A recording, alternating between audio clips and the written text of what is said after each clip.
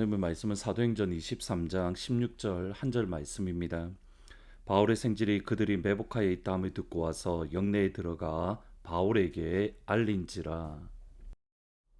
바울은 예루살렘에서 매를 맞는 과정 속에서도 하나님께서 그에게 주신 사명 곧 복음 증거에 집중을 했던 모습을 보게 됩니다. 천부장은 어떤 일이 있었는가를 듣기 위해서 바울과 대제사장 그리고 사내들인 공회원을 모았는데 바울은 그들을 향하여 첫 마디가 이렇습니다. 나는 양심을 따라서 오늘까지 하나님을 섬겼습니다. 양심을 따라서 오늘까지 하나님을 섬겼다. 여기 하나님을 섬기다 하는 말은 시민으로 살아간다라는 뜻입니다. 그러니까 하나님 나라의 시민으로서 나는 양심에 거리낌이 없습니다. 신앙 양심을 따라서 하나님 앞에 살았다라고 고백한 바울은 이제 사내들인 공회원을 보았을 때에 사두개인과 바리새인으로 나누어진 것을 보았습니다. 그리고 나서 바울은 자기 역시도 바리새인임을 고백을 합니다. 내가 지금 이렇게 잡혀 있는 것은 죽은 자의 부활, 다시 말하면 예수의 부활 때문에 내가 이 자리에 서 있습니다. 이 말을 들었을 때에 같은 부활을 믿고 예수님의 영적인 세계를 믿었던 바리새인들과 영적인 세계를 전혀 믿지 않았던 사두개인들 사이에 큰 다툼이 일어났고 이로 인해서 천부장은 더 이상 모임을 계속할 수 없이 그냥 그 자리에서 끝을 내었습니다. 그리고 그날 밤 하나님은 바울에게 이렇게 말씀합니다. 23장 11절에 보시면 그날 밤에 주께서 바울 곁에 서서 이르시되 담대하라. 내가 예루살렘에서 나의 일을 증언한 것 같이 로마에서도 증언하여야 하리라. 여러 가지 바울이 여전히 어려움 가운데 있는, 여전히 억압되어져 있고 감옥에 갇혀져 있는 그 상황 속에서 하나님은 바울 곁에 서서 담대해라. 예루살렘에서 복음을 증거한 것 같이 로마에서도 증거하여야 하리라. 여러분, 이것과 비슷한 표현이 바울의 거의 마지막 노년에 기록한 디모데후서에 나옵니다. 디모데후서 4장 17절에 보시면 주께서 내 곁에 서서 나에게 힘을 주심은 나로 말미암아 선포된 말씀이 온전히 전파되어 모든 이방인이 듣게 하려 함이니 내가 사자 입에서 건짐을 받았느니라. 사도행전 23장 11절을 디모데후서 4장 17절의 말씀의 개념으로 해석을 다시 해보면 예루살렘에서 매를 맞고 큰 분쟁에 휩싸였던 그날 밤 하나님은 바울 곁에 서셨습니다. 이것은 디모데후서의 말씀에 의하면 바울에게 힘을 주기 위함이다. 또는 바울을 사자의 입, 예루살렘이라는 사자의 입에서 구원해 주기 위함이다. 지금 하나님께서 바울 곁에 서서 말씀을 주시는 것은 그를 건져내기 위한, 그를 이끌어 주시기 위한 하나님의 방법입니다. 진심으로 축복하고 축원합니다.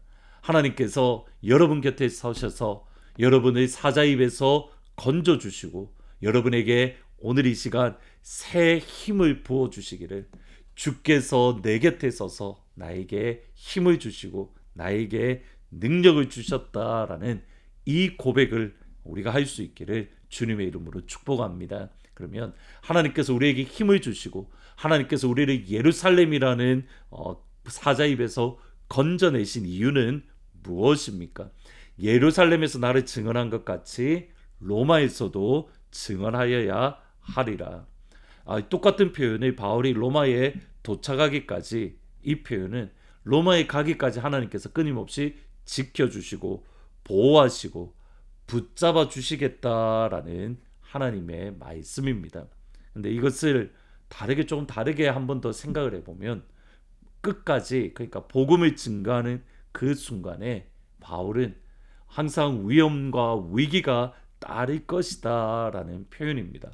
예루살렘에서처럼 로마에서도 증거하여야 하리라. 예루살렘에서 어려움을 겪었던 것처럼, 그 가운데 복음을 증거했던 것처럼 로마에서도 어려움 가운데 있겠지만 그러나 복음을 증언하여야 하리라. 그때에 하나님이 함께 하실 것이다. 실제로 예수님의 이 격려의 말씀이 있은 그 다음 날 유대인 중에 유대인 40여 명이 바울을 죽이려는 그러한 음모가 있었습니다. 어떤 의미에서 바울의 진짜 사역은 이제 첫 발을 내딛게 된 겁니다. 그러기에 그 마지막 길을 끝까지 달려가는 것. 히브리서 3장 14절에 보시면 우리가 시작할 때 확신한 것을 끝까지 견고히 잡고 있으면 그리스도와 함께 참여한 자가 되리라. 10장 39절에 보면 우리는 뒤로 물러가 멸망할 자가 아니요 오직 영혼을 구원함에 이르는 믿음을 가진 자니라. 끝까지 주의 복음을 붙들고 뒤로 물러서지 않고 믿음으로 나아가는 것. 오늘 본문 23장 12절 13절에 보시면 바울이 겪는 그런 어려움들 고난들의 가운데에 하나님이 건져주심을 볼 수 있습니다. 날이 새매 유대인들이 당의지어 맹세하되 바울을 죽이기 전에는 먹지도 아니하고 마시지도 아니하겠다고 이같이 동맹한 자가 40명이다. 바울을 죽이려는 비밀 결사대가 조직되었습니다. 바울이 죽기 전에는 나는 먹지도 않겠습니다. 마시지도 않겠습니다. 여러분, 이 말은 단순히 인간적인 결심이 아닙니다. 이들의 생각은 바울을 죽여야만 하나님께서 기뻐하시고 바울을 죽여야만 하나님께서 유다를 회복시켜주고 자유를 주신다라는 열심 당원들입니다. 실제로 바울은 이전에 예수님을 만나기 이전에 바울의 모습이기도 합니다. 열심으로는 내가 교회를 핍박했다, 파괴하려고 했다. 본인들 생각에는 하나님을 위해서 바울을 죽인다라고 착각을 한 겁니다. 그러나 그들의 진짜 모습은 내가 어찌하여 나를 박해하느냐, 잘못되고 삐뚤어졌지만 하나님을 위한다라고 스스로 착각하고 오해하고 있었기에 이들의 바울을 죽이려는 결심은 단호했습니다. 오늘날 표현을 빌리면 말 그대로 바울을 테러하려는 그러한 위기입니다. 지금까지 바울이 겪었던 위기와는 전혀 다릅니다. 그런 위기 속에 하나님은 바울을 건져주십니다. 16절에 보시면 바울의 생질이 그들이 매복하여 있다함을 듣고 영내에 들어가 바울에게 알린지라. 비밀 결사대들과 대제사장만 알고 있던 그 사실을 바울의 생질, 곧 바울의 누나의 아들인 조카가 들었고 그것을 바울에게 알려주었습니다. 하나님께서 건져주신 겁니다. 여러분, 근데 보셔야 됩니다. 사람의 관점으로 보면 우연히 바울의 조카가 그 소식을 듣고 알려주었습니다. 하나님이 하셨다라고 이해하지 않습니다. 그러나 하나님의 관점, 하나님의 약속, 하나님의 말씀으로 해석을 하면 하나님께서 조카를 듣게 하시고 그것을 바울에게 알려주시는, 하나님께서 사자 입에서 건져 주신 겁니다. 하나님께서 바울을 건져 주신 겁니다.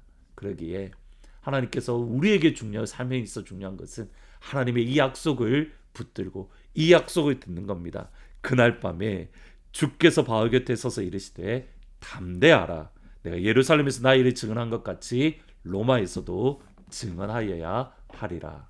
오늘 이 시간 하나님의 문을 여시고 하나님께서 여러분 곁에 서서 여러분에게 이 약속을 부어주시기를 우리 주님의 이름으로 축복합니다. 아멘. 기도하십니다. 하나님, 바울 곁에 서서 바울에게 힘을 주시며 바울의 사자 입에서 건져내시겠다 약속하신 하나님, 오늘 이 시간 하늘 문을 여시고 우리 옆에 서심을 보게 하여 주옵소서. 우리 옆에서 우리에게 약속의 말씀을 주시는 그 예수님의 음성, 그 아버지의 음성, 그 성령님의 음성을 들을 수 있도록 사랑하는 모든 가족들에게 하늘 문을 여시고 말씀하여 주시고 좌정하여 주옵소서. 여름 성경학교가 진행됩니다. 하나님, 오늘 날씨 가운데 있어도 오늘 가운데 있어도 성령 하나님을 경험하고 예수님의 십자가 보혈을 체험하며 주의 음성을 듣고 꿈과 환상을 경험하는 귀한 시간이 될 수 있도록 아버지 인도하여 주옵소서. 예수님의 이름으로 기도합니다. 아멘. 하나님께서 하늘 문을 여시고 우리 곁에 서셔서 하나님의 음성을 주시는 그런 귀한 시간이 되기를 주의 이름으로 축복합니다. 여름 성격교가 진행됩니다. 안전한 가운데에 꿈과 환상과 예언을 보는 시간이 될 수 있도록 위해서 같이 기도해 주시기를 부탁드립니다.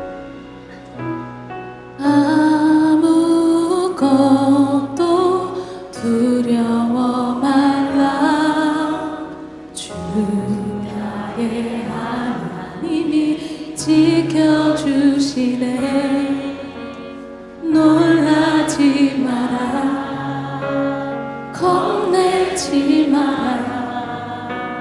주님 나를 지켜주시네. 아무것도